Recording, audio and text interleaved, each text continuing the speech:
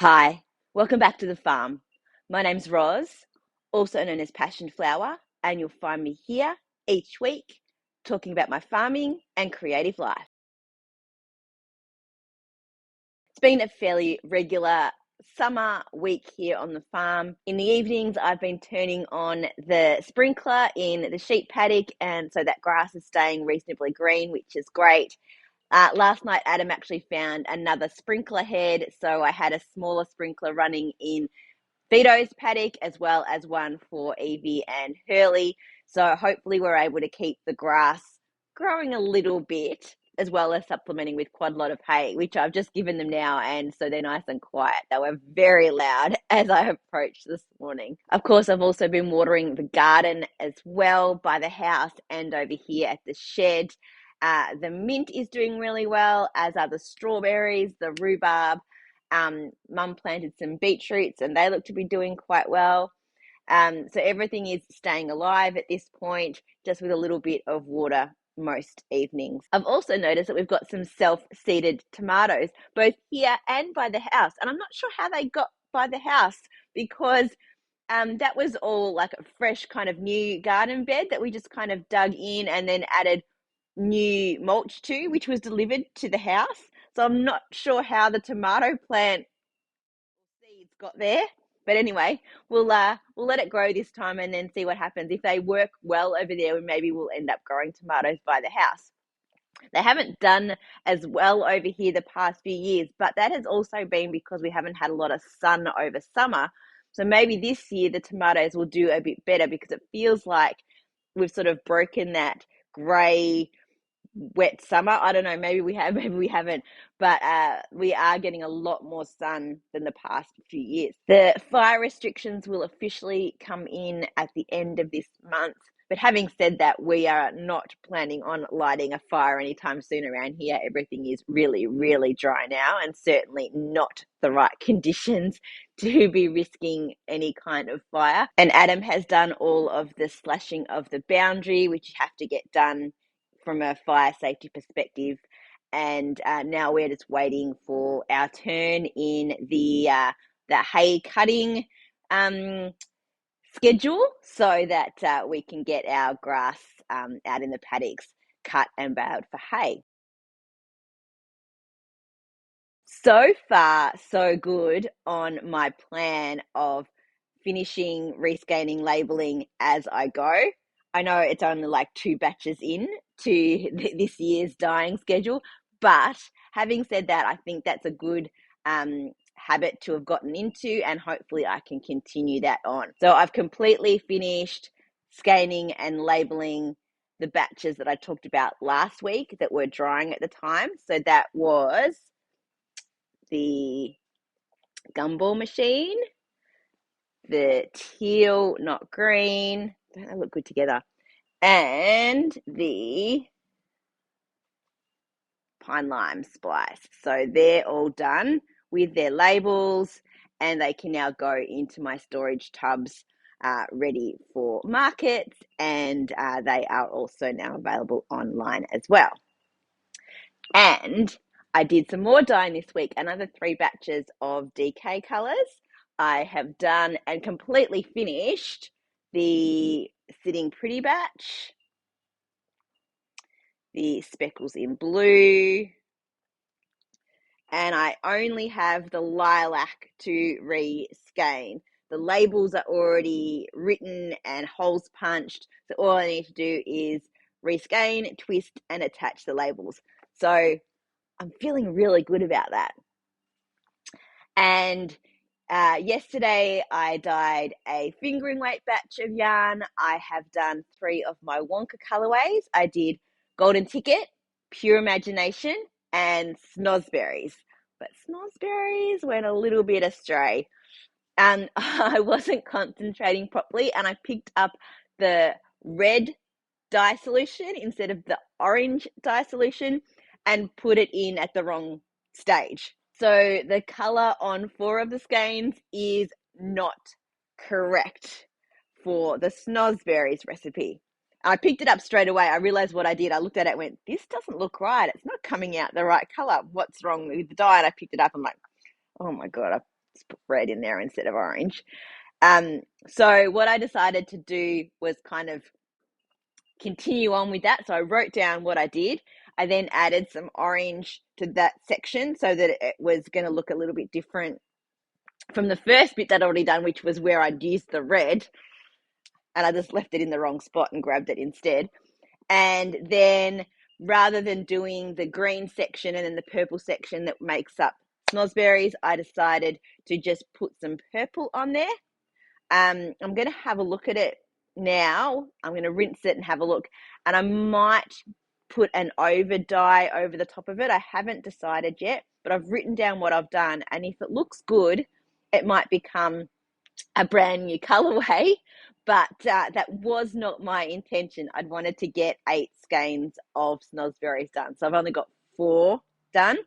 So I'll probably end up doing another 8 skein batch of snozzberries on sock yarn at some point, because it was very popular last year at markets. It does really stand out, and I have a sample knit up in it, which it looks really, really cool. So yeah, I do need to make sure that I get it right next time.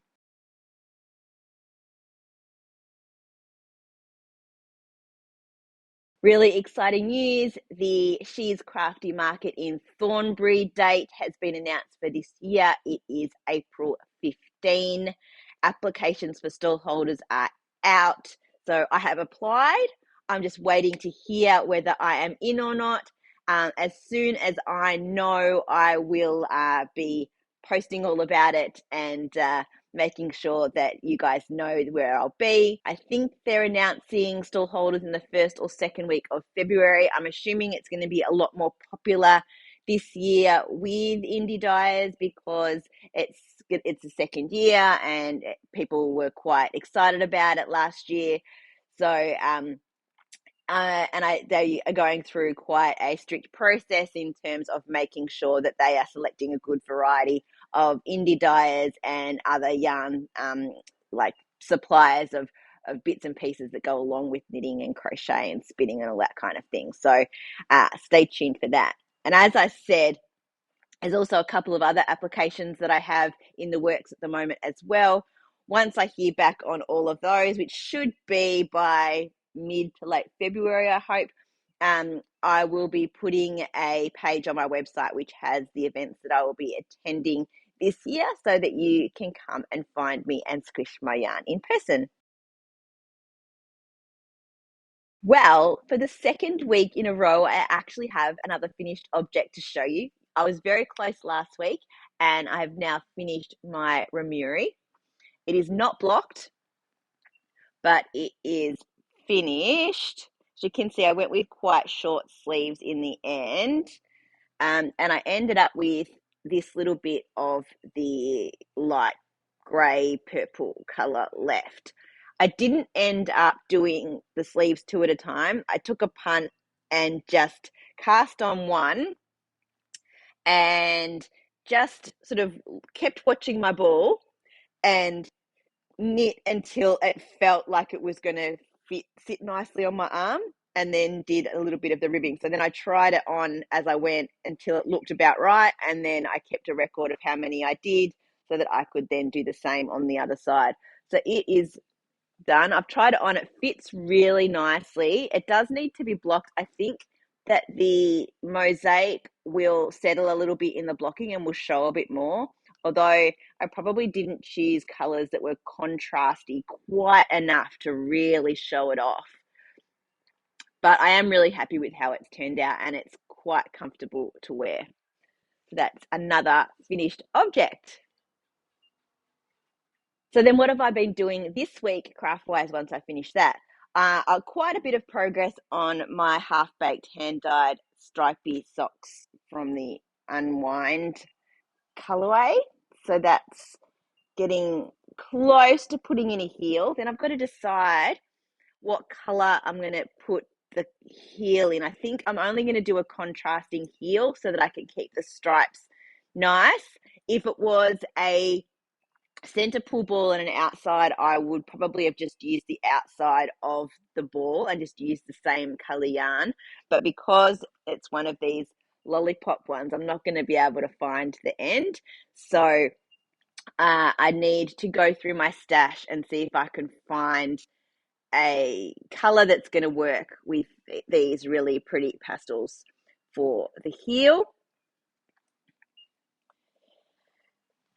Mostly the rest of the time, craft-wise, I've actually been spending looking at patterns, trying to find something to do with the yarn that I bought from my crew. Is from Yarn Trader. The fingering weight in the two different colors, and also the DK for a winter jumper. So far, I'm not having a lot of luck in terms of things that are inspiring me or that I think is going to work for that yarn, but it is fun to search and look for things on Ravelry, and I've favorited a few things, and I might end up going back to some of those, or I'll just keep searching and I hopefully will find something that just feels right, you know? The other thing I have been looking at is a pattern for my own mini skeins so that I can have a sample to show off at markets. So I've wound up a set of my Wonka mini skeins into balls, and I've been looking at different patterns that will show them off as a set. I was just looking at doing just some stripes, but then I came across this pattern called the Woolamai Pine Wrap by Shara Made. And Shara is actually local to this area, so it kind of felt like a nice project to do something with my hand-dyed yarn by a designer that's from the Yarra Valley. Vito's just headbutting the fence, trying to get a tiny little bit of grass that he cannot reach. So it is lace and brioche together, and you alternate the colors. So you start with one color and then you introduce a second color into the brioche. Then that second color becomes the next bit of the lace, and you add in a third color, and that becomes two colors in the brioche, and so on and so on. So I think it was a nice way to sort of kind of fade through the mini skeins. I don't know if it will work with the contrast between the my variegated colorways, but I'm going to give it a try and see how it comes out. But before I start the project, I wanted to just practice some of the brioche techniques. I'm familiar with brioche, and I really enjoy two-color brioche. It's fairly easy to do once you understand the terminology. They try and make it sound much more complicated than it actually is. But there are a few bigger decreases in this pattern, and I just wanted to practice them so that they looked nice and neat for me, because depending on how you cross it over can look a little bit different.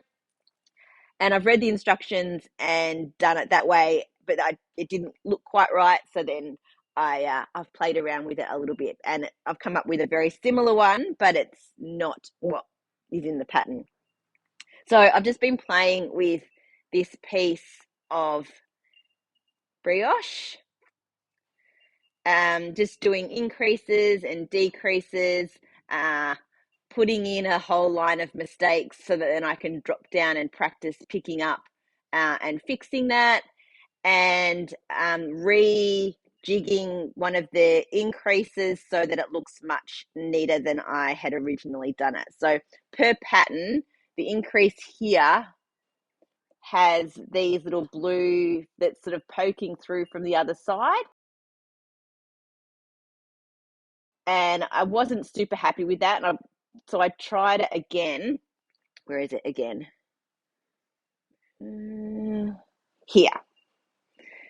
And so there it is again up there. And you can see that those blue bits are not poking through from the back anymore. So I just changed the order in which I did some of the passing the slip stitches over, and I think it's coming out looking much neater. So I've been having fun just doing a little swatching, which is not my normal. I don't normally like to swatch and play around with something that's actually not a real project. But this has been just a little bit of fairly mindless, no pressure if I make a mistake. And I'm just having fun playing around with some of the different increases and decreases in brioche at the moment. That's it for another week. Thanks for spending some time with me. If you're enjoying these videos, please give me a thumbs up and subscribe to my channel. I look forward to seeing you next week on the farm. Bye.